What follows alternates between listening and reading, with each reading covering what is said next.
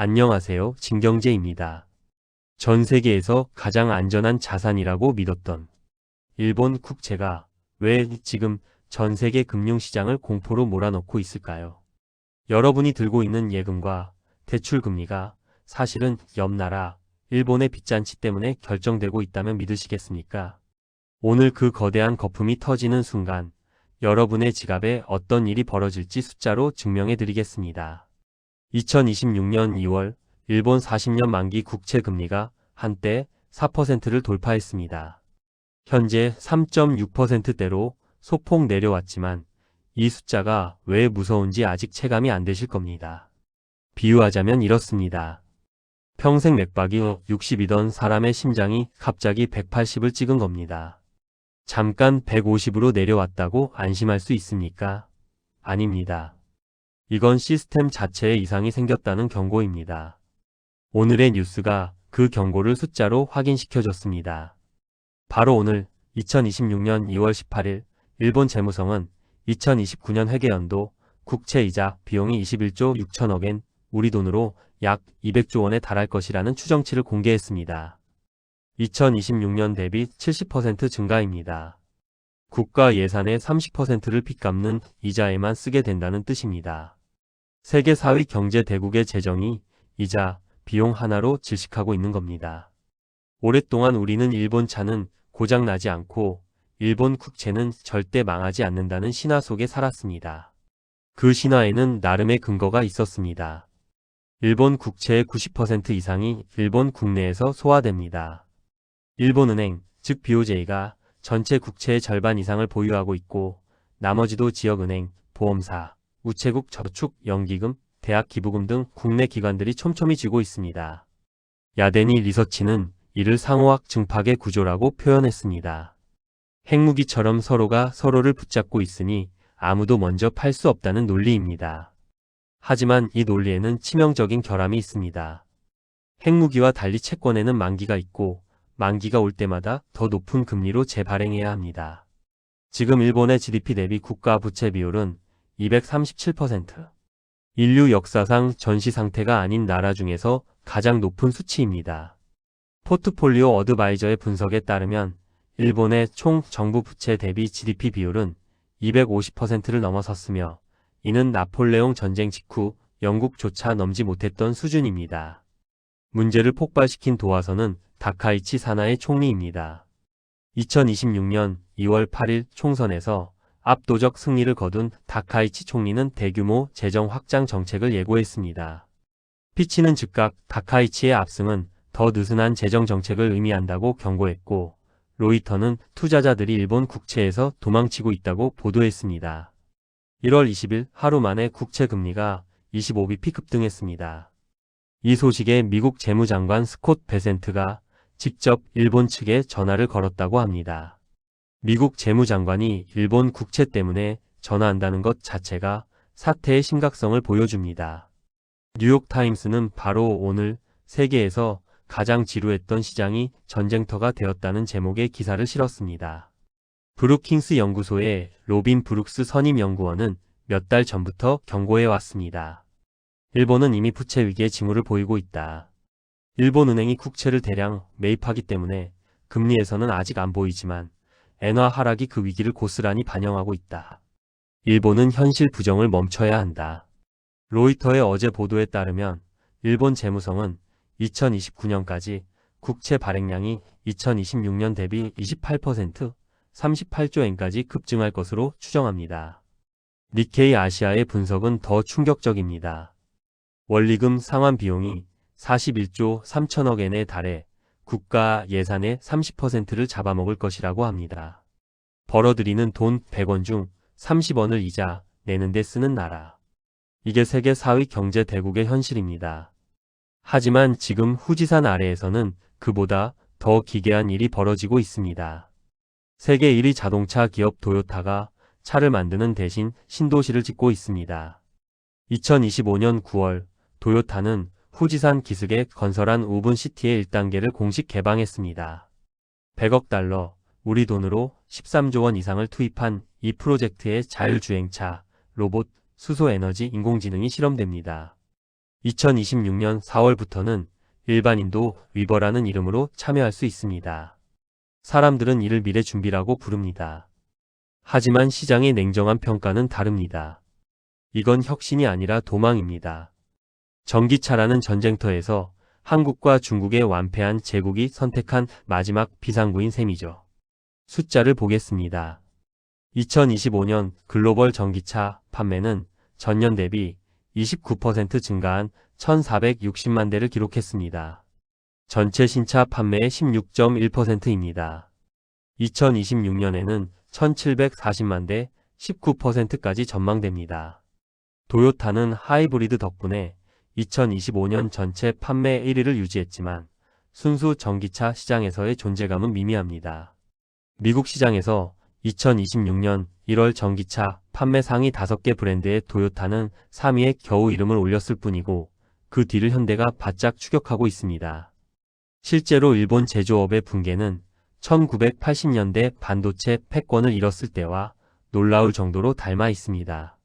당시 일본은 수율과 품질을 앞세워 세계를 호령했지만 삼성이 속도로 치고 나갈 때 완벽주의라는 덫에 걸려 스스로 무너졌습니다. NEC, 히타치, 도시바가 차례로 DRAM 시장에서 퇴장했고 엘피다 메모리는 2012년 파산했습니다. 지금 자동차 산업에서도 똑같은 비극이 반복되고 있습니다. 엔진의 떨림과 배기음에 집착하다가 소프트웨어라는 거대한 흐름을 놓쳤습니다. 자동차가 더 이상 기계가 아니라 바퀴 달린 컴퓨터가 됐는데 도요타는 여전히 기계공학의 언어로 말하고 있는 겁니다. 엔진 소리에 집착하다가 소프트웨어 시대를 놓친 도요타의 모습은 파산 직전에 엘피다를 떠올리게 합니다. 그래서 도요타는 도망칩니다. 차가 아니라 도시를 짓고 달 탐사선을 연구하고 미국산 차를 역수입해서 일본에 파는 기묘한 전략까지 발표했습니다. 2026년부터 미국에서 생산한 캠리, 하이랜더, 턴드라를 일본에 판다는 계획입니다. 세계 최대 자동차 기업이 자국 생산을 포기하기 시작했다는 뜻입니다. 여러분 경험해 보셨을 겁니다. 2024년 8월 5일 갑자기 한국 주식시장이 하루 만에 8.8% 넘게 폭락했던 그날을 말입니다. 코스피는 장중 10.8%까지 추락하며 2020년 코로나 이후 처음으로 서킷 브레이커가 발동됐습니다. 일본 니케이 225는 1987년 블랙먼데이 이후 최대 낙폭을 기록했습니다. 그 배후에는 M-캐리 트레이드라는 유령이 있었습니다. M-캐리 트레이드? 이것부터 설명하겠습니다. 일본의 금리가 사실상 제로였던 시절 전 세계 큰손들은 일본에서 엔화를 거의 공짜로 빌렸습니다. 그 돈을 달러로 바꾸고 미국 국채에 투자하고 한국 주식을 사고 브라질 채권에 넣었습니다. 금리 차이가 곧 수익이었습니다. 이 전략의 규모가 얼마인 줄 아십니까? 추정치가 다양하지만 수조 달러 규모입니다. 그런데 일본이 금리를 올리기 시작했습니다. 2024년 7월 일본은행이 금리를 인상하자 엔화가 급격히 강세로 전환됐고 캐리 트레이드의 수익 구조가 무너졌습니다. 빌린 엔화의 가치가 올라가니 갚아야 할 돈이 불어납니다. 큰손들은 전 세계에 투자했던 자산을 한꺼번에 팔기 시작했고 그 충격이 서울, 뉴욕, 런던, 시드니를 동시에 강타한 겁니다. 2026년 현재 이 유령은 더 거대해졌습니다. BCL 리서치는 2026년 2월 엔 캐리 트레이드는 시한폭탄이라고 경고했습니다. 아폴로 아카데미는 캐리 트레이드가 풀리고 있다고 분석했고 스톤엑스는 엔 캐리 트레이드 청산 리스크가 외환시장에서 다시 부상하고 있다고 보고했습니다. 미국 기업 연구소도 일본 캐리 트레이드의 청산을 경계하라고 경고합니다.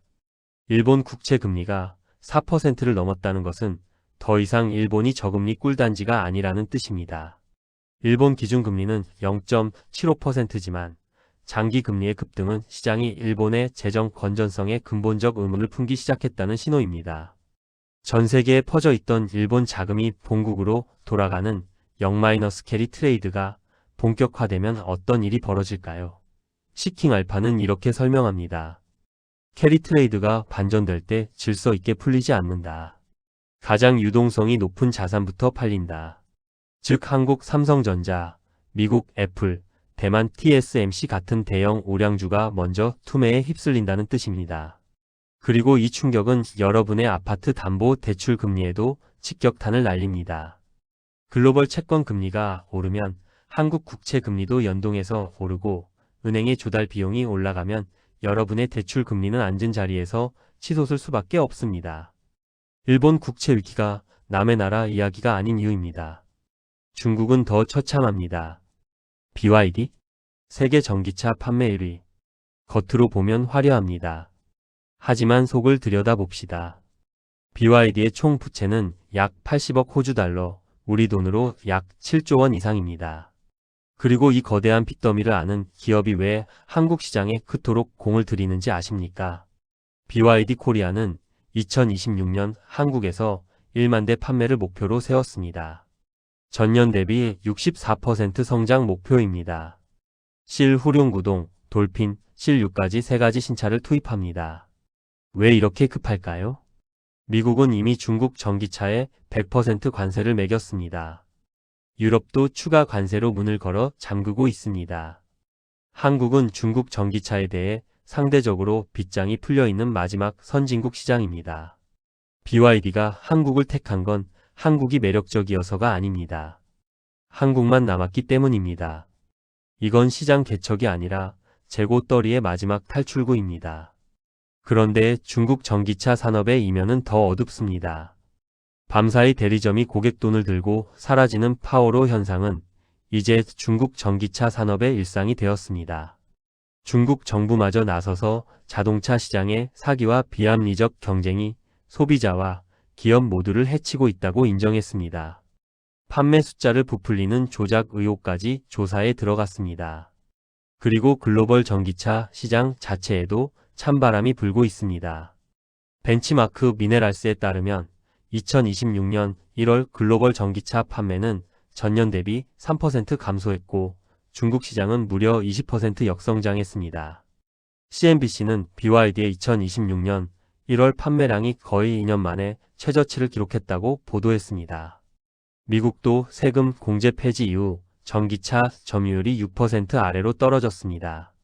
겉은 화려한 전기차지만 속은 언제 터질지 모르는 금융 폭탄인 셈입니다. 반도체는 이제 단순한 기술 경쟁을 넘어 단두대 매치로 가고 있습니다. 2025년 10월 삼성전자는 ASML의 하이-NA EUV 장비 2대를 7억 7,300만 달러, 한 대당 약 5천억 원에 구매했습니다.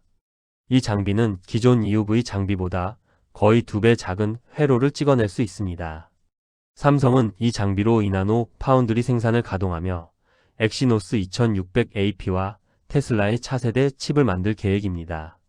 트렌드포스의 2026년 2월 보도에 따르면 TSMC, 인텔, 삼성이 모두 1.4나노 로드맵을 가동 중이며 하이-NA EUV가 그 핵심입니다. TSMC가 이제야 하이-NA 평가 장비를 설치하기 시작한 반면 삼성은 이미 2025년에 장비를 설치하고 가동에 들어갔습니다. 빛의 속도로 1.4나노를 향해 달리고 있는 겁니다. 반면 중국은 어떻습니까? SMIC가 구형 DUV 장비로 7나노를 억지로 찍어내고 있지만 모건 스탠리의 분석에 따르면 SMIC의 7나노 수율은 30% 수준입니다. 10개 만들면 7개를 버린다는 뜻입니다. 2027년에야 70%까지 회복될 것으로 전망하고 있지만 그때면 삼성과 TSMC는 이미 1.4나노 시대에 진입해 있을 겁니다. 이건 추격이 아닙니다. 중국이 130조 원을 반도체에 쏟아부었지만 결국 남은 건 구형 장비와 절반도 안 되는 합격률 뿐입니다. 삼성이 빛의 파장을 다루는 동안 중국은 여전히 돋보기로 글씨를 새기고 있는 격입니다. 그리고 여기에 더 결정적인 한 방이 있습니다. 한국의 소재 기업 SNS텍이 EUV용 블랭크 마스크를 개발해 삼성전자의 양산 라인에 2026년 2분기부터 적용됩니다. 디지타임즈는 이를 삼성이 일본 의존도를 줄이기 위해 한국산 블랭크 마스크를 EUV 공정에 도입한다고 보도했습니다. 일본의 시네스, 호야가 20년간 독점해온 3억 달러 규모의 시장에 균열이 생긴 겁니다. 기술 독립을 선언한 한국의 소재 기업이 일본의 20년 독점을 깨뜨린 사건은 이제 시작일 뿐입니다. 배를 만드는 조선업도 마찬가지입니다. 2021년부터 2025년까지 전 세계 LNG 운반선 시장에서 한국이 인도한 선박은 248척, 중국은 고작 48척입니다. 한국의 시장 점유율은 83.8%, 2025년 표준 한산 톤수 기준으로는 86.6%까지 올라갔습니다. 왜 이런 압도적 격차가 벌어졌을까요? LNG 운반선은 영하 163도의 극저온에서 액화천 연가스를 운반해야 합니다. 금속이 수축하고 배가 뒤틀리는 극한 환경에서 30년을 버텨야 하는 기술입니다. 배 한 척의 수명은 30년인데 3년 만에 고철이 되는 배를 누가 사겠습니까? 결국 전 세계 고부 가가치 선박 물량이 한국의 거제와 울산으로 몰리고 있습니다. 한국 3대 조선사 HD현대중공업, 하나오션, 삼성중공업은 2026년 수주 목표를 전년 대비 30% 상향했습니다. 아시아뉴스 네트워크에 따르면 한국의 LNG 수주 잔량은 2026년 초 기준 200척을 넘어섰습니다. 3.5년치 일감이 쌓여 있는 겁니다. 지금 중국의 진짜 위기는 공장에 있지 않습니다. 사람에게 있습니다. 헨리앤 파트너스의 2025년 글로벌 부이동 보고서에 따르면 2025년 한 해에만 7,800명의 중국 고액 자산가가 해외로 이주했습니다. 그들이 향한 곳은 싱가포르, 두바이, 도쿄입니다. 하지만 최근에는 싱가포르의 규제 강화로 두바이와 아부다비로 이동하는 흐름이 가속화되고 있습니다. CNBC는 부유한 중국인들이 싱가포르를 떠나고 있다고 보도했고, 인스타그램의 패밀리오피스 분석 채널들은 중국 초고액 자산가들의 중심축이 싱가포르에서 두바이로 전략적으로 이동하고 있다고 전합니다. 그들이 가져간 건 돈만이 아닙니다.